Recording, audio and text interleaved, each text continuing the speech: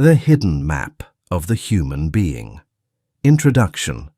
When Helena Petrovna Blavatsky published The Secret Doctrine in 1888, she was not simply adding another philosophical volume to the library shelves of Europe.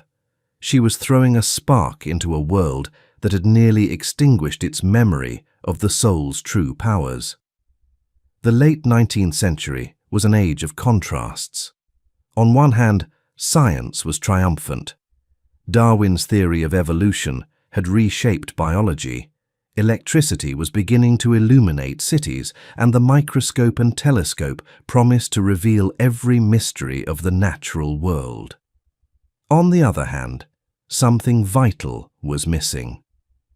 The mechanistic worldview that dominated Victorian thought left no room for mystery, spirit, or higher faculties of man. To many, human beings were reduced to little more than clever animals, chained to their senses and instincts.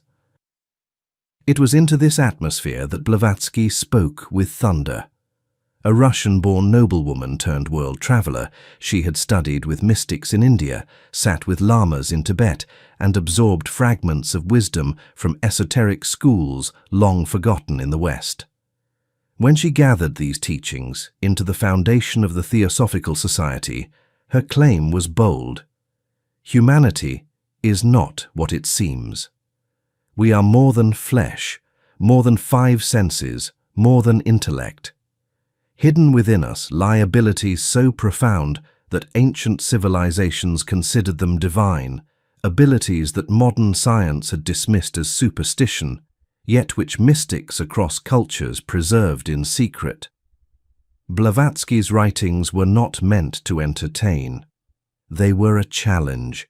She dared her readers to consider that every myth of clairvoyance, every legend of prophecy, every whispered story of spiritual healing was not fantasy, but fragments of a once universal knowledge.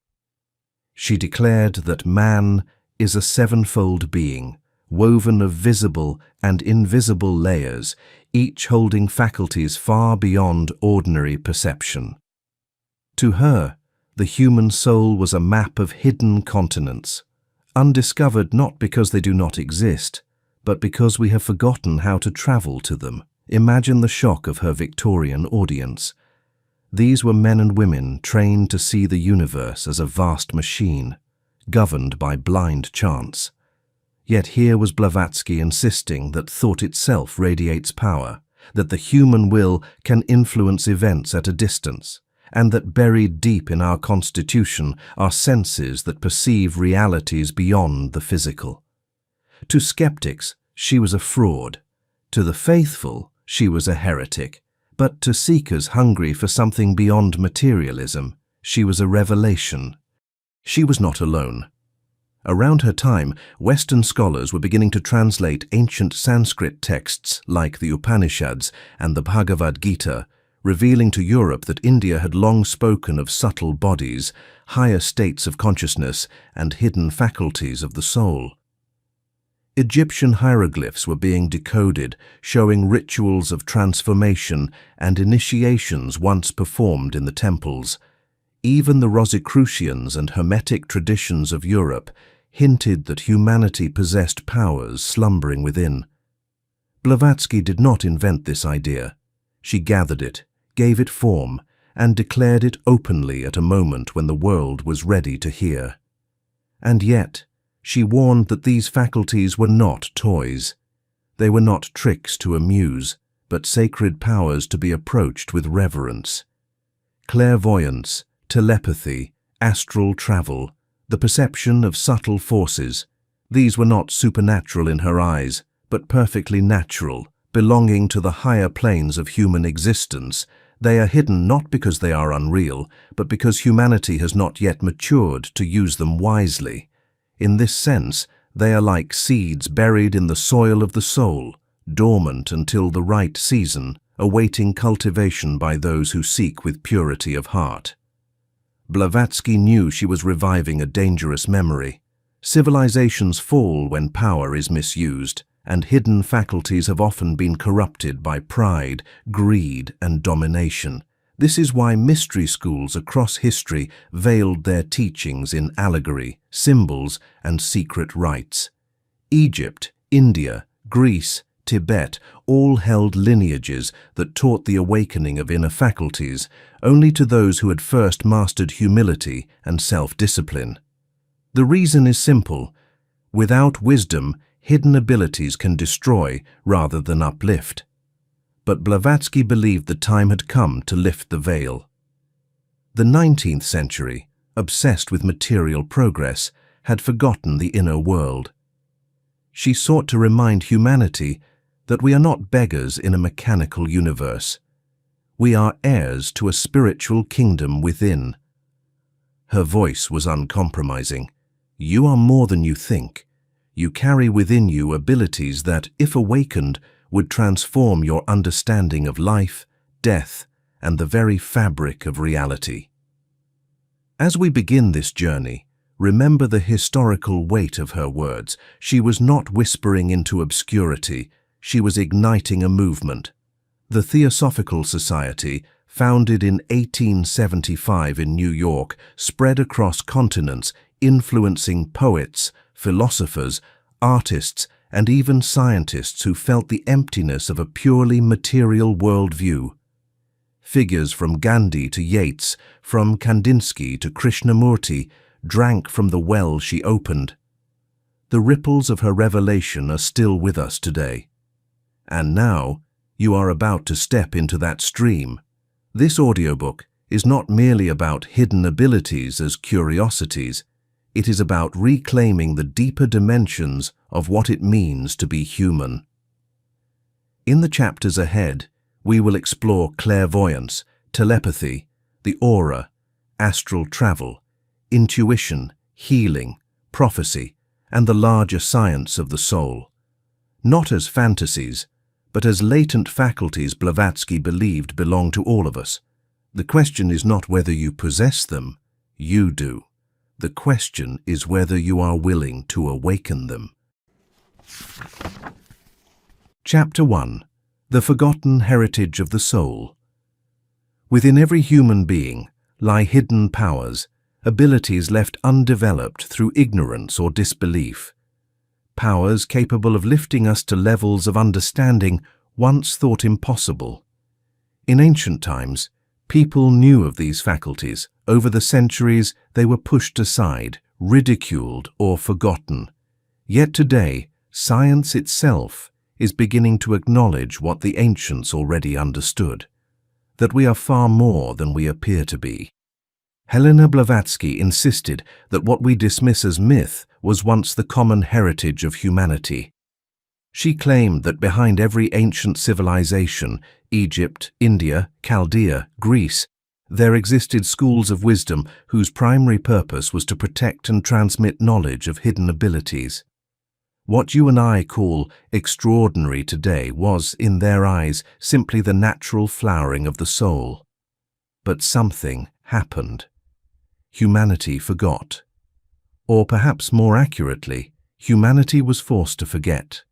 Blavatsky explained this loss as part of a great cycle. With each age, humanity descends into denser matter, growing more focused on survival, technology, and intellect, while neglecting the higher senses of the spirit. The 5 physical senses became tyrants, convincing us that only what can be touched, weighed, or measured is real. Think of the modern world. People rush through life consumed by work, money, and entertainment, barely aware of the silent impressions that brush against their consciousness. A sudden intuition, dismissed as a coincidence, a dream that later unfolds in waking life, written off as chance, a feeling of another's thoughts before they speak, laughed at as a fantasy. We have been trained, culturally, scientifically, religiously, to believe that such experiences are illusions. Our heritage of the soul has been ridiculed, hidden beneath layers of disbelief. The result is a humanity that limps along with only fragments of its true potential, half blind and half deaf to the vast reality in which it exists. But let me ask you, have you never felt something stir in you that defies logic?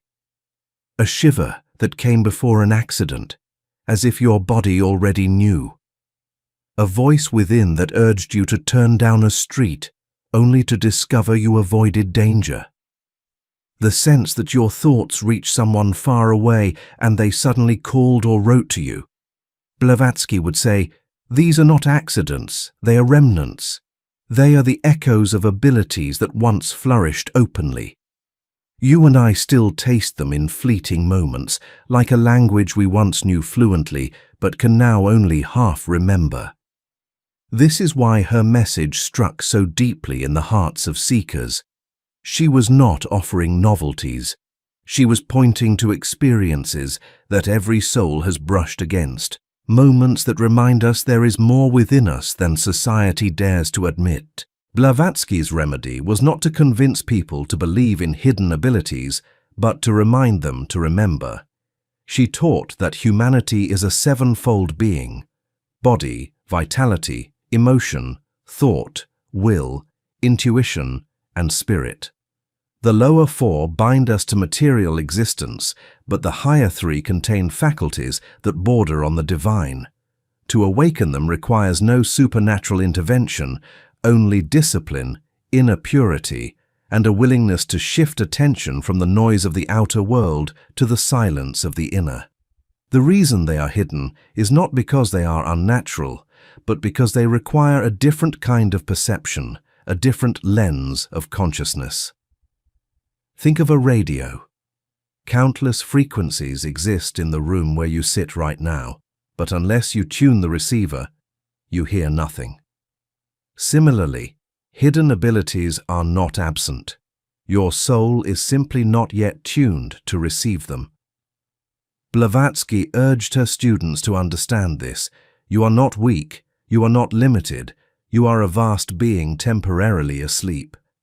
Your forgotten heritage is waiting to be reclaimed, and every true spiritual path exists for this purpose, to shake the soul awake. As we look back at history, the ruins, the myths, the scriptures, the mystery schools, we begin to see a pattern.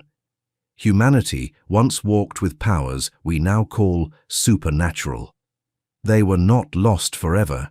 They were buried, veiled, protected, until the world would again be ready to use them wisely. This is why Blavatsky spoke with urgency. She believed her time marked the beginning of a new awakening, when fragments of that forgotten heritage would return. But whether humanity would use these faculties for light or for destruction, that was the real question. And so I leave you with this. What if the abilities you dismiss as imagination are the first whispers of your true inheritance? What if the world around you is not the prison of 5 senses, but a training ground for the awakening of higher ones? In the next chapter, we begin with the first of these forgotten faculties, the ability to see beyond the veil. What Blavatsky and the ancients called clairvoyance is more than a parlor trick or superstition. It is the reactivation of an eye that has never truly closed, only been ignored. Chapter 2. Clairvoyance. Seeing beyond the veil. Picture the world you know. Streets, houses, faces, the everyday rhythm of ordinary life. Now imagine that, layered just beyond the reach of your eyes, lies another world. Currents of light, waves of emotion, patterns of energy weaving through every living being. To most, it is invisible. But to a few, it is as real as stone and sky. This is the world of clairvoyance, the ability to see beyond the veil of the physical. The word comes from the French clair, clear, and voyance, seeing, clear seeing. Helena Blavatsky insisted this was not fantasy. To her, clairvoyance was one of the natural faculties of the soul, suppressed in most but waiting like a dormant seed to be awakened. Modern society dismisses clairvoyance as fraud, delusion, or imagination. The scientific age has trained us to believe that the eye defines reality. If we cannot see it with the retina, it must not exist. But Blavatsky, drawing from the ancient wisdom of the East and the mystery schools of antiquity, taught otherwise. She pointed to the teachings of India, where yogis spoke of the Ajna chakra, the third eye, seat of higher vision. She reminded her students that nearly every culture preserved myths of a hidden eye: the eye of Horus in Egypt, the Cyclopean vision of Greece, the lamp of the body spoken of by Christ. These were not mere symbols, she argued, but veiled references to a real faculty of perception that once belonged to all of humanity. The problem is not that clairvoyance does not exist. The problem is that humanity has allowed this higher sense to atrophy, ridiculing what it does not understand. Ask yourself, have you ever walked into a room and instantly felt the tension before a single word was spoken? Have you ever sensed another person's pain even while they smiled?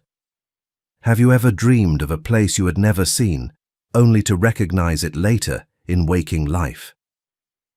Blavatsky would say, "These are the faint stirrings of clairvoyance. They are whispers of a faculty that once roared in the human spirit. Most ignore them, but seekers learn to trust them. And when they do, the invisible world begins to reveal itself in flashes and visions, proof that sight is larger than the eye."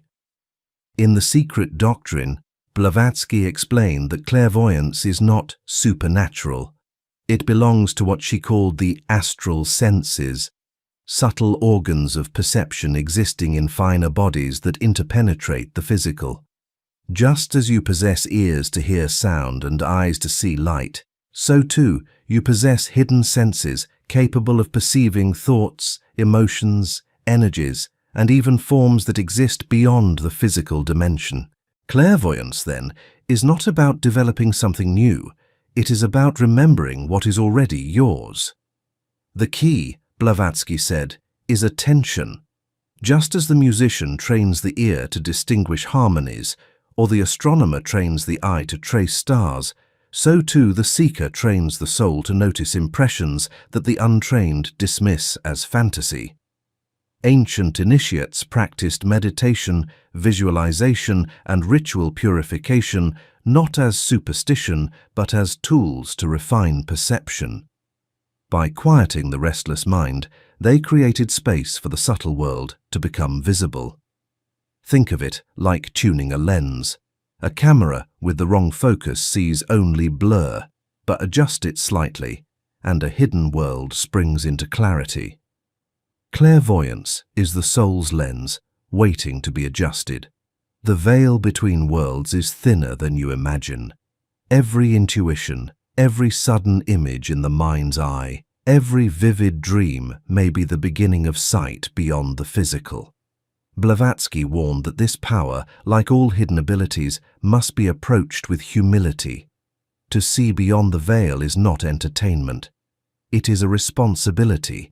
For when you perceive the thoughts, energies, and wounds of others, you are called not to exploit but to heal. So ask yourself, are you willing to open that eye within you? Are you prepared to see reality not as the narrow strip of matter, but as a vast tapestry of visible and invisible threads? Clairvoyance is the first step, the opening of vision. But there is another hidden faculty that Blavatsky spoke of, one that connects soul to soul in a language older than speech, the silent transmission of thought. In the next chapter, we enter the mystery of telepathy, the forgotten art of the soul's direct communication. Chapter 3. Telepathy, the silent language of the soul. Think of the last time you suddenly thought of a friend you hadn't spoken to in months, and moments later, a message from them appeared on your phone. Or the times you've opened your mouth to speak, only to hear the other person say the exact words you were about to utter. Coincidence? or evidence of something deeper. Helena Blavatsky believed these moments are not random chance, but glimpses of a hidden faculty that connects us all, telepathy, the silent language of the soul. For her, it was proof that thought is not confined to the skull, but radiates outward like waves of light, capable of being received by another mind, attuned to the same frequency. Modern culture dismisses telepathy as science fiction, the stuff of fantasy novels or staged magic tricks, but Blavatsky, writing in the 19th century, argued that telepathy was one of humanity's oldest and most natural powers. She drew upon Eastern traditions where the concept was taken for granted. In India, yogis spoke of sankalpa, the transmission of thought through concentrated will. Tibetan lamas described mind-to-mind transmission as a method of teaching beyond words. Even in the West, hints of this hidden faculty remained. Ancient philosophers like Plato suggested that the soul knows truths beyond what the senses provide. Medieval mystics described experiences of inner speech, receiving words and knowledge without sound. Yet, as the world modernized, such experiences were rebranded as delusions. Why? Because a society that believes man is only body and brain cannot admit the existence of thought as a force. To accept telepathy would require accepting that consciousness itself extends beyond the physical, and that was too revolutionary for the rigid materialism of the 19th century. But deep down, you already know telepathy is real, because you felt it. Think of the times you sensed someone staring at you from across a crowded room, and when you turned, their eyes were fixed upon you. Think of the uncanny feeling of knowing who is calling before the phone rings. Think of the way lovers sometimes share emotions without speaking, as if their hearts were braided by an invisible thread. Blavatsky would call these flashes evidence, not accidents, not luck, but the natural resonance of minds exchanging vibrations. She taught that every thought you generate is clothed in subtle substance, radiating outward into the surrounding ether. And just as a radio receiver can catch invisible waves, so too can another mind capture the waves of your thought. These experiences are the whispers of a language older than speech, a reminder of the silent network of consciousness in which we are all immersed. In Isis Unveiled, Blavatsky wrote that thought is a dynamic energy, capable of traveling across distance and influencing others. To her, telepathy was not miraculous, but mechanical, operating under laws of nature, yet undiscovered by science. She compared it to magnetism, unseen, yet powerful, shaping human lives in ways rarely acknowledged. She also warned that telepathy is not limited to noble uses. Just as one can send healing, comfort, or inspiration, one can also project anger, fear, or malice. Thoughts once released become currents in the invisible atmosphere. This is why the ancients taught mastery of the mind before awakening higher powers. To unleash telepathy without discipline is to scatter one's inner storms into the lives of others. But the positive potential is immense. Blavatsky spoke of adepts and masters who communicated without words across continents, bound by inner communion. She described how teachers in Tibet instructed disciples telepathically, transmitting knowledge directly into their consciousness. To her, telepathy was not the future of communication. It was the past, a heritage lost when humanity grew addicted to speech and writing. And she believed it could return. The training, concentration, meditation, purity of intention.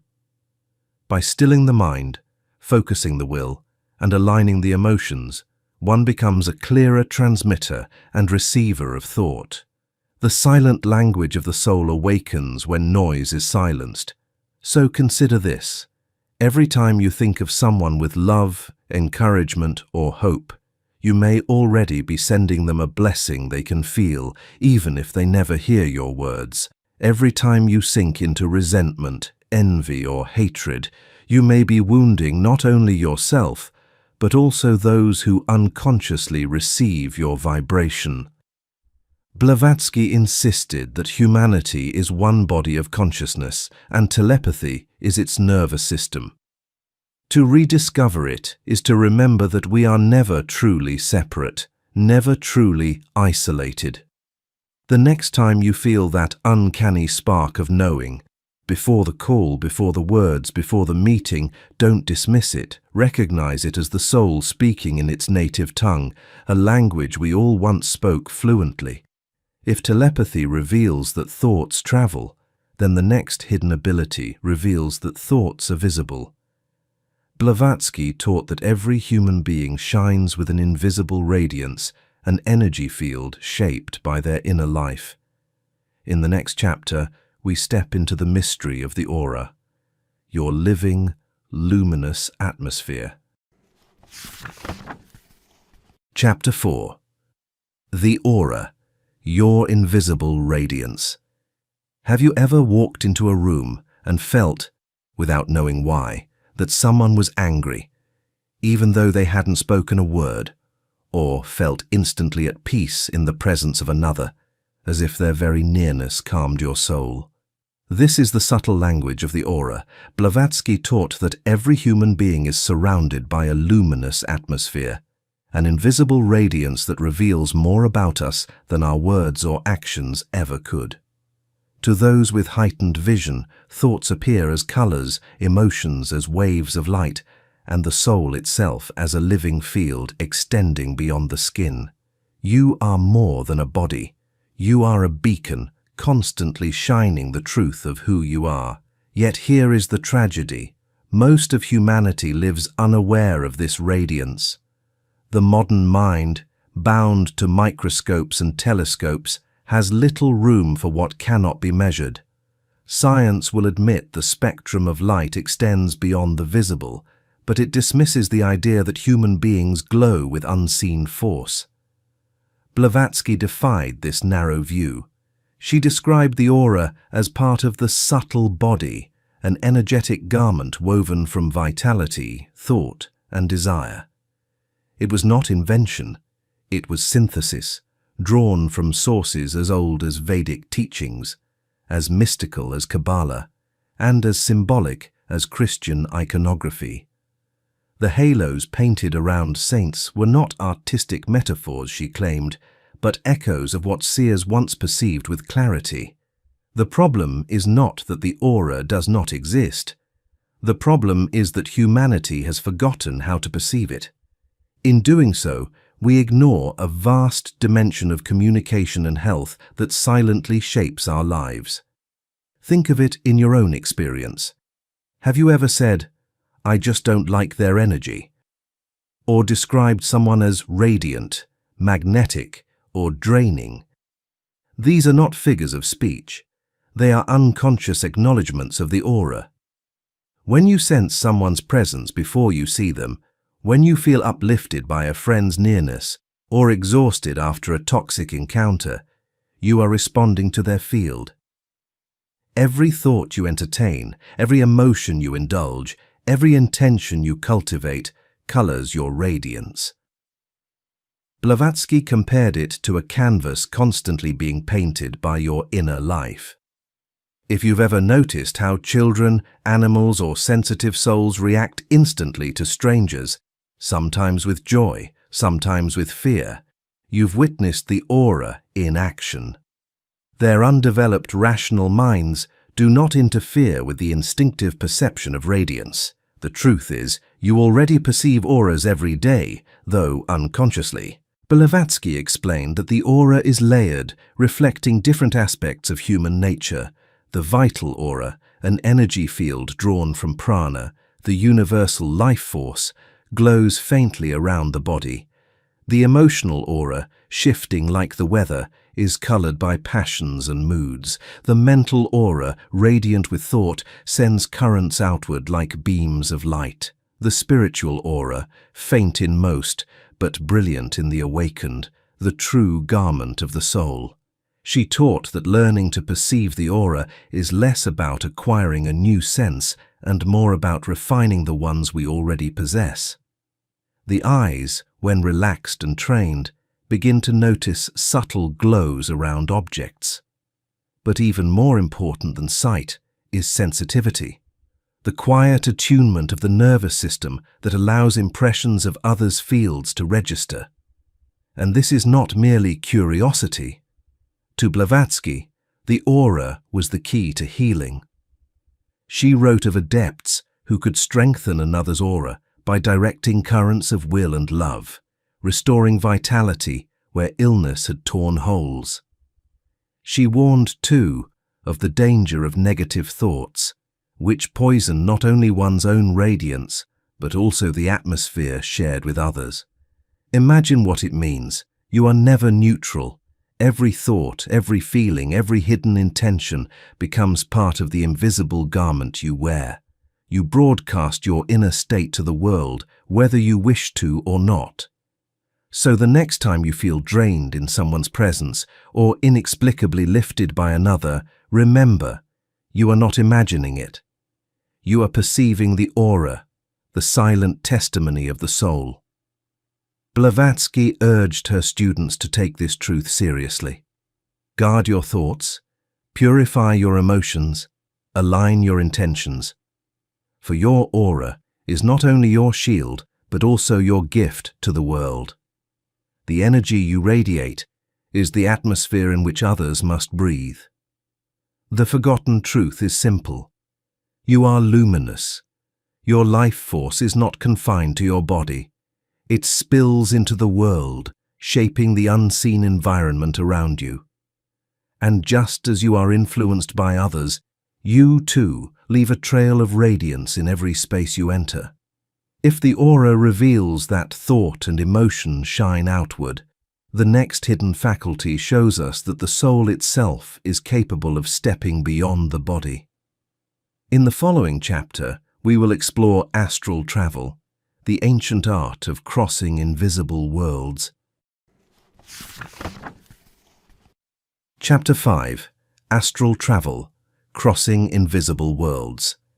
Every night, without fail, you step into another world. You close your eyes, the body grows heavy, the senses fade, and suddenly you are elsewhere. You walk through landscapes that feel real, meet people who speak with you, and experience dramas that stir your emotions. And when you awaken, you dismiss it all as just a dream. But what if it is not just a dream? Helena Blavatsky and the mystics of every age taught that what we call dreams are often glimpses of a deeper reality, the astral plane. To them, the soul does not sleep. It travels.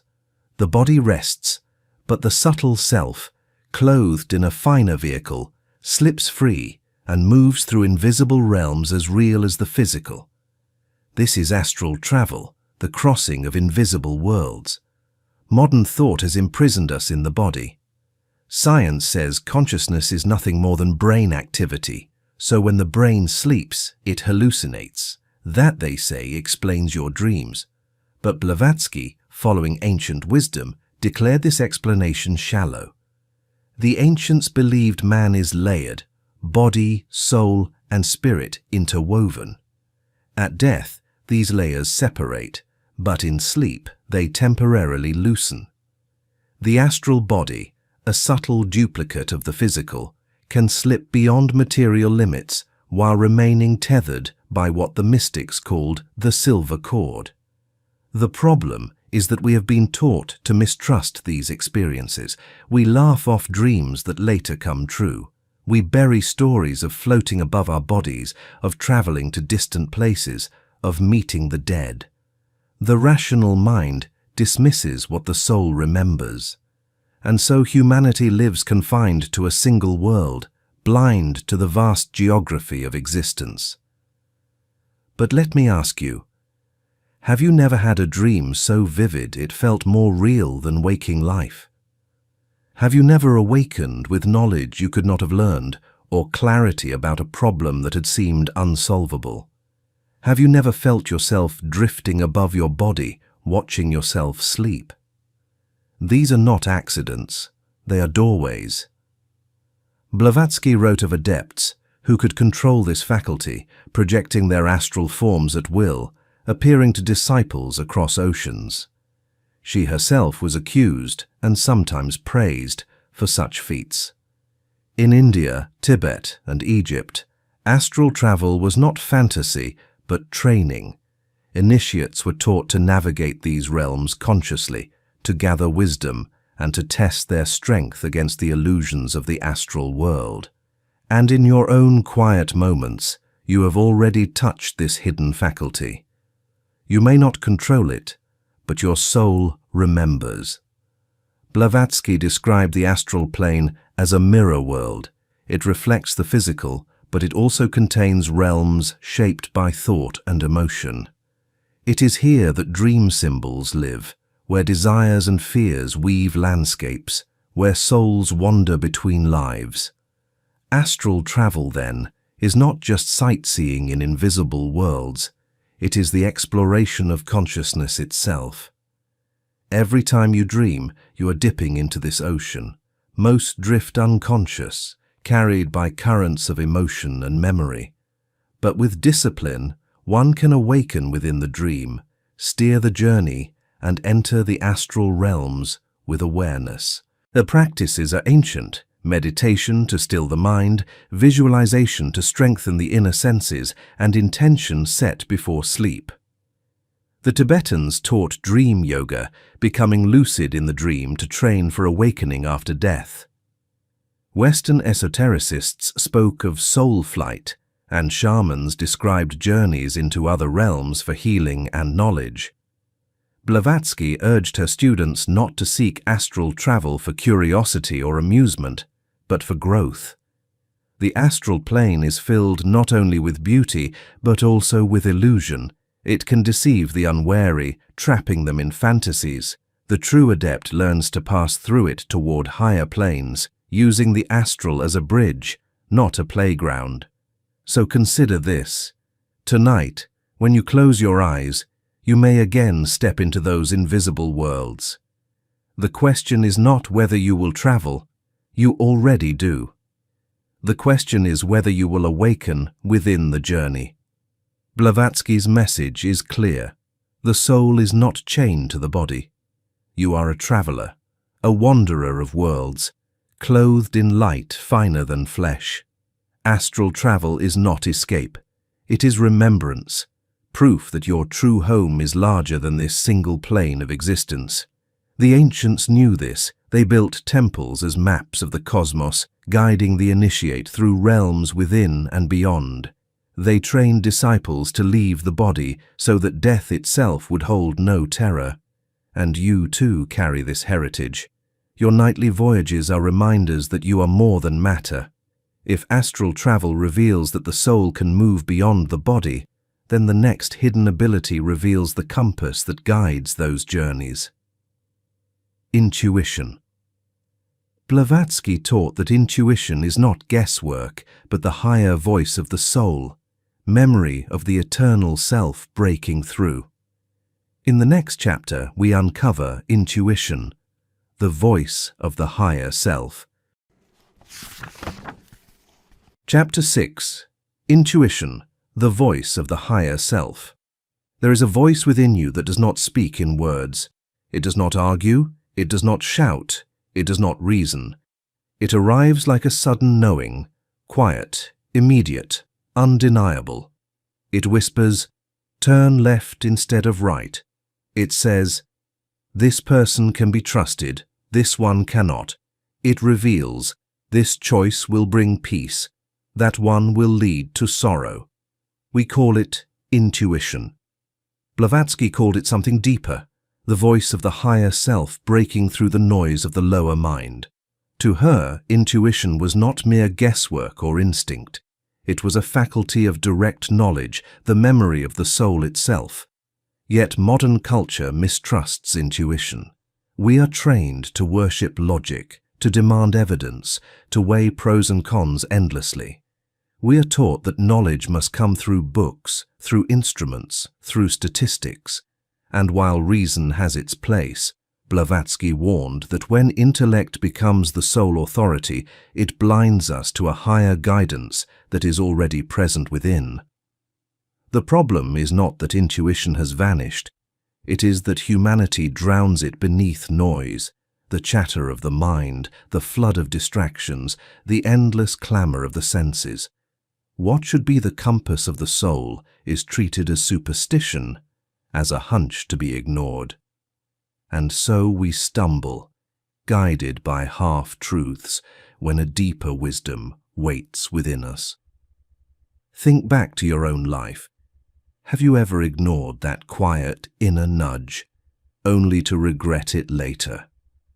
The gut feeling that warned you of danger, the subtle whisper that urged you toward a better path, the first impression of a person that proved more accurate than any reasoning. And what about the opposite? Those moments when you did listen, when you followed an inner prompting with no evidence, and it led you exactly where you needed to go. Blavatsky would say these are not accidents, they are proofs. Intuition is the soul's memory, the echo of knowledge from beyond time and space. It knows not by analysis, but by recognition. The higher self, untouched by the illusions of the senses, already perceives the truth. And intuition is its way of passing that perception into the waking mind. In The Secret Doctrine, Blavatsky distinguished between 3 levels of human cognition: instinct, intellect, and intuition. Instinct belongs to the animal soul, reactions of survival, deep but limited. Intellect belongs to the rational mind, logical, analytical, bound to experience. Intuition belongs to the higher self, direct perception of truth without mediation. To her, intuition was not irrational, it was supra-rational. Where reason plods step by step, intuition leaps. It is not careless guessing, but the natural vision of the spirit. She linked it to the faculty known in Sanskrit as buddhi, the illuminated intelligence, a light of consciousness that transcends both thought and emotion. It is what allows mystics to perceive truths beyond learning, what enables prophets to speak words beyond their own understanding, what inspires poets and artists with visions they could not invent alone. And here lies the revelation. Intuition is not rare, it is universal. Every soul carries this voice, but it speaks softly, and to hear it, one must cultivate silence. This is why Blavatsky insisted on meditation, reflection, and self-discipline. Not as a ritual, but as the clearing away of mental noise so that the higher self can be heard. She warned that what most people call intuition is often emotion or wishful thinking masquerading as wisdom. True intuition is calm, detached, immediate, and clear. It carries no fear, no urgency, no confusion. It simply knows. So the question is not whether you have intuition, you do. The question is whether you have trained yourself to recognize its voice. Imagine the transformation if instead of stumbling through choices with doubt and fear, you could trust the compass of the soul. Imagine living in harmony with a guidance that sees farther than the eyes, hears deeper than the ears, and knows what no book could teach. Blavatsky's message is that this is not imagination. It is your inheritance. Intuition is proof that you are more than flesh and brain. You are a soul with memory of eternity. And every time you listen to that inner voice, you take one step closer to living as the being you truly are. If intuition is the inner compass, guiding us with direct knowledge, then the next hidden faculty reveals how thought itself shapes life. Blavatsky taught that the mind does not only perceive, it creates. In the next chapter, we explore the healing power of thought, the forgotten art of using consciousness as medicine. Chapter 7. The Healing Power of Thought. Imagine a physician who needs no scalpel, no medicine, no laboratory. Instead, they heal with something invisible, a force radiating from the mind itself. This is not fantasy. Throughout history, healers, shamans, mystics, and saints have claimed that thought itself possesses the power to restore, strengthen, and transform. Helena Blavatsky, echoing both ancient and modern voices, affirmed that thought is not confined to the skull. It is energy, it is vibration, and when directed with clarity and will, it becomes a tool of healing. The modern worldview reduces thought to chemistry, a byproduct of neurons firing in the brain. Under this view, thinking is private, confined, impotent beyond the skull. Healing, it insists, requires drugs, surgery, and external tools. But Blavatsky rejected this narrow picture.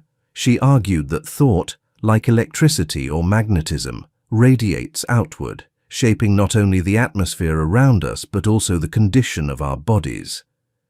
To deny this, she said, was like denying the wind because it cannot be seen. The tragedy is that humanity has forgotten this ancient science. In India, the yogis taught mantras as vibrational medicine. In Egypt, priests used words of power to align the soul and body.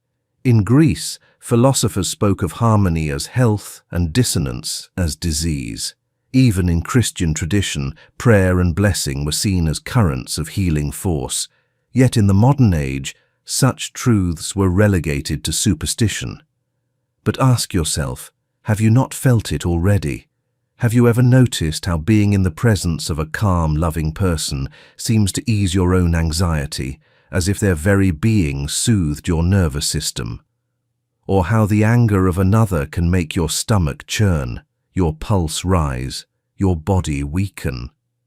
What is this, if not proof that thought and emotion, carried by invisible currents, affect the health of those around us? And consider the placebo effect. Patients cured not by the chemical action of a pill, but by their belief in healing.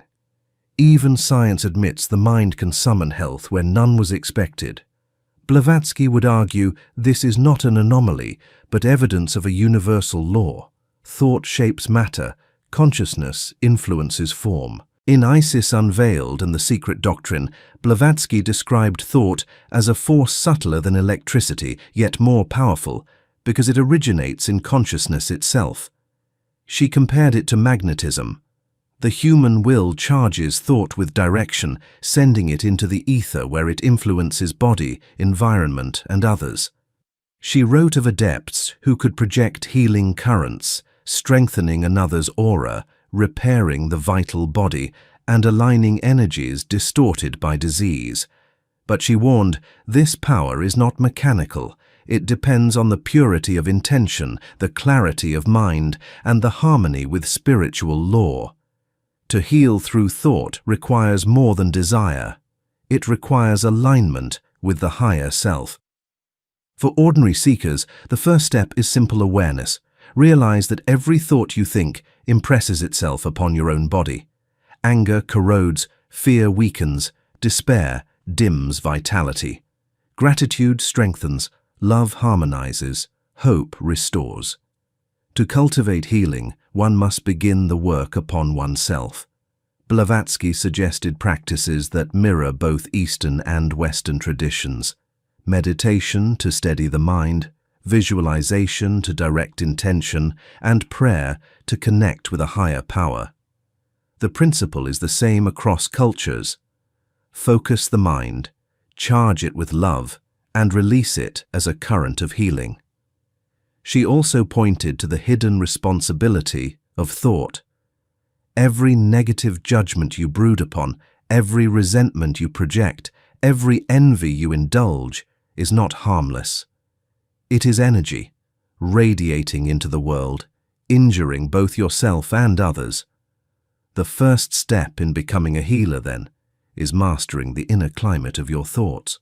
So the next time you feel tempted to dismiss a thought as just in my head, remember, it is not confined there. It is alive. It travels.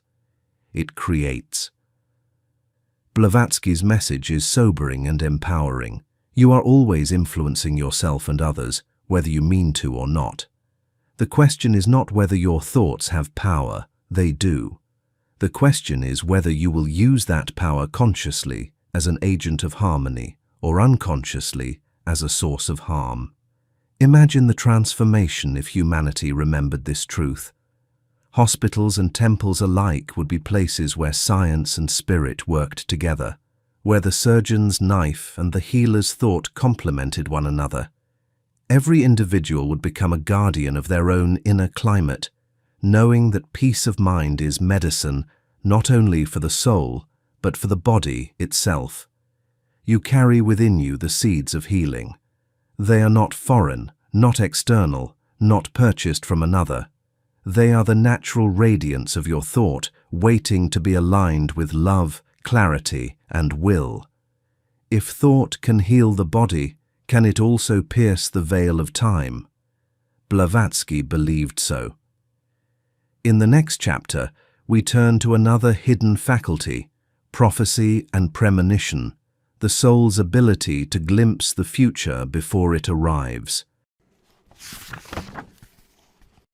Chapter 8. Prophecy and Premonition. Have you ever dreamed of an event before it happened? Or felt a sudden dread moments before tragedy struck, only to learn later that your intuition was correct? These moments often leave us unsettled, unsure whether to call them a coincidence, luck, or something more. Blavatsky would call them evidence. To her, prophecy and premonition were not the domain of fortune-tellers or mystics alone, but fragments of a universal faculty hidden within every human soul, the ability to pierce the veil of time.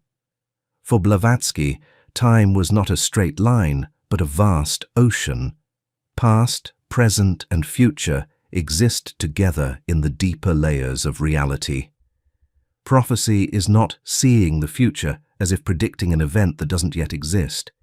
It is glimpsing what already lies in the invisible currents of time. The modern mind resists this idea. Science insists the future is unknown until it unfolds, chained to cause and effect. Anything else is labeled superstition. Dreams are dismissed as random firings of neurons, intuitions as coincidences, prophecies as lucky guesses.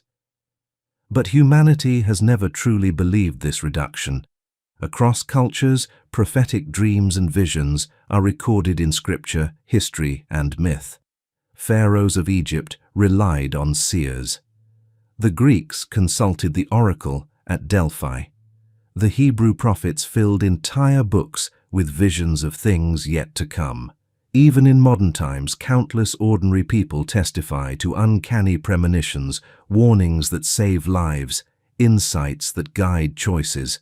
Blavatsky argued that to deny these testimonies is not rationality, but arrogance. The true problem is not whether prophecy exists, but whether humanity is mature enough to use it wisely. Think of your own experiences. Have you ever hesitated before making a journey, only to discover later that danger awaited on that road? Have you ever dreamed of a place or person you had never met, only to encounter them later in waking life? Have you ever felt a sudden, inexplicable certainty about an outcome before it unfolded? These are the sparks of prophecy.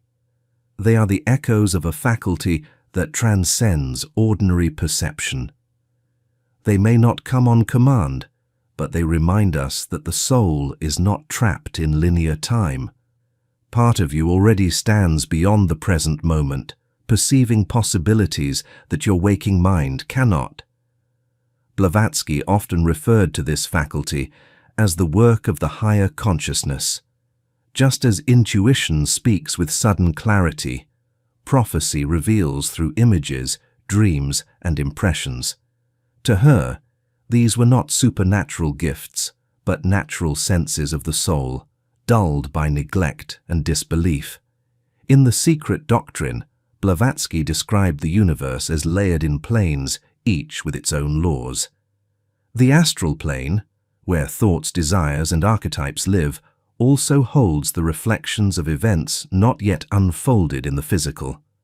Sensitive souls, whether consciously or in dreams, can perceive these reflections. She distinguished between two forms of foresight: premonition, the spontaneous flash of awareness, often emotional, vague, yet powerful enough to alter choices. Prophecy, the clearer vision of future possibilities, is often clothed in symbolic language, as seen in scriptures and the visions of mystics. Blavatsky warned, however, that the future is not fixed. What is seen in premonition is a tendency, a probability, not an unchangeable destiny. Just as a storm can be foreseen on the horizon but diverted by a shift in wind, so too can human actions alter the outcomes glimpsed in vision. This means prophecy is not fatalism, but guidance. The soul perceives what is likely so that the waking self may prepare, adjust, or choose differently. To ignore such insights is to walk blindly into storms. To heed them is to cooperate with the higher wisdom of the soul. Practices to cultivate this faculty echo those of intuition and astral awareness, meditation to quiet the mind, dream journaling to capture nocturnal visions, and reflection to distinguish true insight from fantasy. The key, Blavatsky taught, is detachment. Genuine prophecy carries calm clarity, while imagination and fear produce distortion. So the next time you experience a dream that feels more real than waking, or a sudden warning in the pit of your stomach, do not dismiss it. Treat it as a message from the deeper self, a ripple from the ocean of time, reminding you that your soul already sees farther than your eyes. Blavatsky believed these glimpses are not rare exceptions, but natural signs of our forgotten faculties. Every human being has the capacity to sense the currents of time. The prophets of history were not anomalies, but pioneers, proving what is possible when the higher self awakens. To live in harmony with this truth is to walk more wisely. To ignore it is to stumble into lessons you might have avoided. If prophecy and premonition reveal that the soul can glimpse the future, what larger picture do they belong to? Blavatsky taught that all hidden faculties, clairvoyance, telepathy, aura reading, astral travel, intuition, healing, prophecy, are parts of a greater science, the science of the soul. In the next chapter, we will weave these threads together into a vision of the soul's vast, forgotten potential. Chapter 9. The Science of the Soul. For centuries, humanity has divided the world into two realms: the scientific and the spiritual, the measurable and the mysterious. Science, we are told, studies facts. Spirituality, they say, traffics in belief. But Helena Blavatsky stood in defiance of this false division. She declared that the soul itself is a science, one older than any laboratory, one practiced by sages long before the birth of modern universities. The faculties we have explored, clairvoyance, telepathy, the aura, astral travel, intuition, healing, prophecy, are not isolated curiosities. They are parts of a larger system, the hidden science of consciousness. To Blavatsky, to rediscover these powers was not to dabble in superstition, but to reclaim a discipline as rigorous as mathematics, as vast as astronomy. It was the science of the soul. But the modern age has made a grave mistake. It has allowed material science to monopolize truth, dismissing all that cannot be weighed or measured. To question the official narrative is to risk ridicule. Yet in doing so, we have amputated half of reality. Blavatsky argued that humanity suffers because it has lost balance. We have microscopes to study cells, telescopes to study stars, but we lack the instruments to study the soul. We deny the faculties that would make us whole, and so we live like exiles in our own being, aware only of the body and the brain, while blind to the vast kingdom within. This forgetting is not harmless. When thought is treated as private, we ignore its power to heal or harm. When intuition is mocked, we silence the compass of the soul. When prophecy is dismissed, we stumble into dangers foreseen but unheeded. Humanity's crises, war, division, despair, are not accidents. They are symptoms of a civilization that has ignored its inner science. But pause for a moment and reflect. Do you not already sense this truth? Have you not felt the radiance of another person's presence without words? Have you not experienced dreams that revealed more than waking life? Have you not, in moments of silence, heard a voice within wiser than your thoughts? If so, then you have touched the edges of this science. You have glimpsed what Blavatsky insisted, that the faculties of the soul are as real as your eyes and ears, only neglected. You are already living in a universe of energy, vibration, and consciousness, whether you admit it or not. And what is more, the ancients knew this. The Egyptian initiates, the Vedic rishis, the Pythagoreans, the mystics of every age, all taught that man is a microcosm of the cosmos, carrying within him the same laws that govern stars and atoms. To study the soul is not to turn away from science but to extend it, to embrace the forgotten half of reality. Blavatsky called for a synthesis. She did not ask her students to abandon reason, but to expand it. She envisioned a time when science would study not only matter, but also consciousness, when laboratories would measure not only forces of electricity, but also the forces of thought. In her writings, she described humanity as sevenfold: the physical body, instrument of action, the vital force, the energy of life, the astral double, the subtle counterpart, the desire body, emotions and passions, the mind, thoughts and will, the intuition, buddhi, higher wisdom, the spirit, atma, the eternal spark. Each faculty we explored belongs to this map. Clairvoyance and the aura arise from the astral and vital layers. Telepathy and healing flow through the mind. Intuition and prophecy emerge from buddhi. Astral travel reveals the independence of the subtle body. Together, they prove that humanity is not a machine, but a layered cosmos in miniature. And here is the revelation. This structure is not dogma, but practice. It can be tested, refined, and explored. Through meditation, discipline, and ethical living, seekers across cultures have awakened these faculties. The science of the soul is open to all who are willing to observe themselves with the same rigor with which a scientist observes nature. So what does this mean for you? It means you are not a spectator of reality. You are a participant, a creator, a traveler of worlds within and without.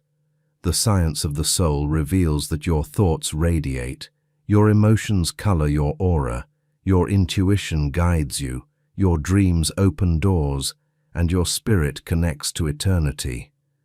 Blavatsky's mission was not to entertain, but to awaken.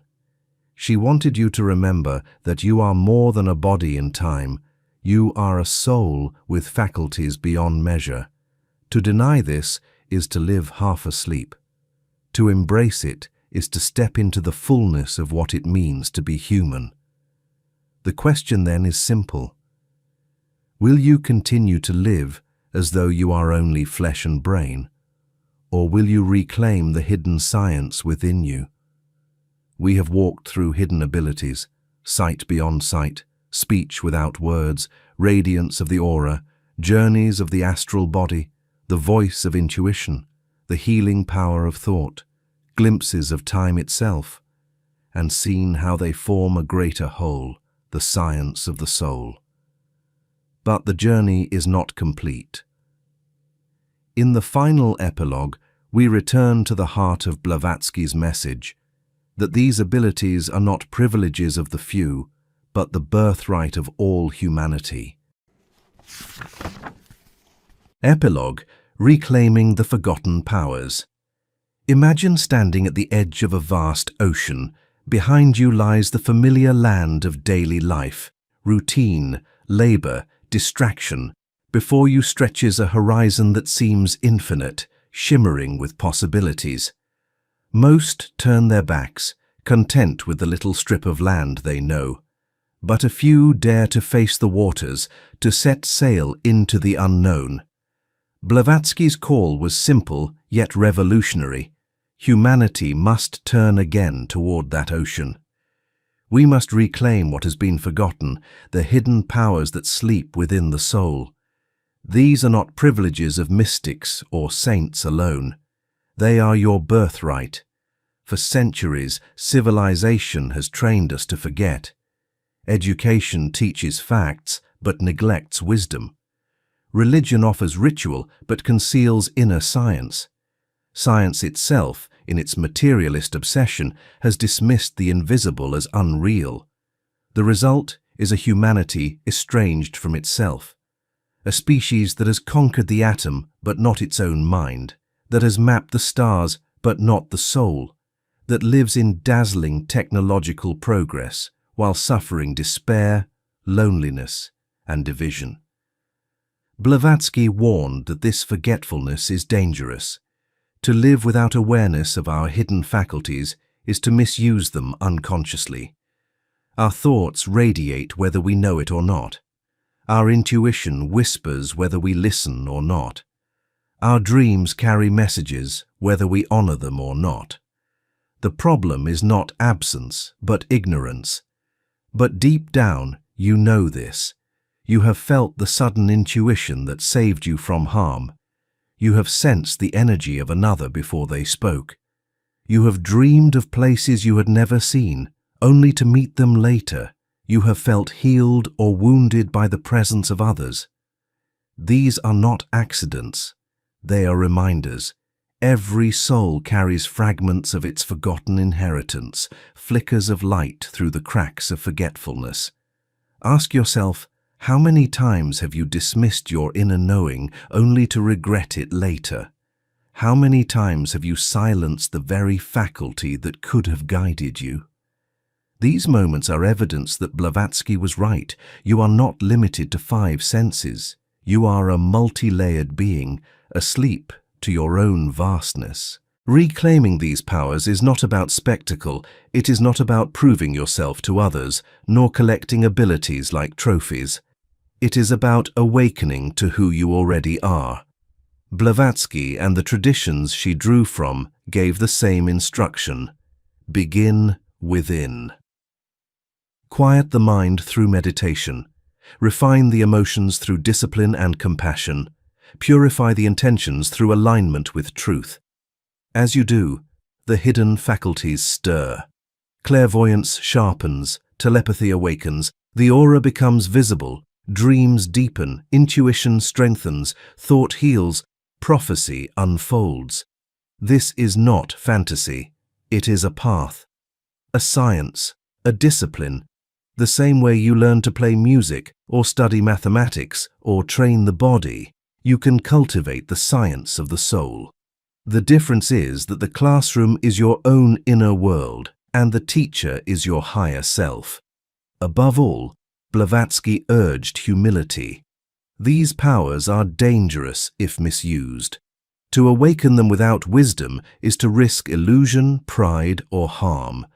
But when cultivated with reverence, they become instruments of service, ways to heal, uplift, and guide humanity toward a higher future. So where does this leave you? It leaves you with a choice. You can dismiss these truths, continue living as though you are only flesh and bone, chained to 5 senses and narrow logic. Or you can begin to listen to the whispers of your intuition, the radiance of your aura, the guidance of your dreams, the subtle voice of the soul. Blavatsky's legacy is not a set of dogmas. It is an invitation to remember, to reclaim, to awaken. The forgotten powers of humanity are not locked away in temples or scrolls. They are within you, here, now. The key is attention, discipline, and reverence. The moment you turn inward with sincerity, you begin to stir them awake. The question is not whether you possess these abilities. You do. The question is whether you will choose to live as though you are more than matter, more than time, more than the limits of the senses. Because you are. As this journey closes, another begins.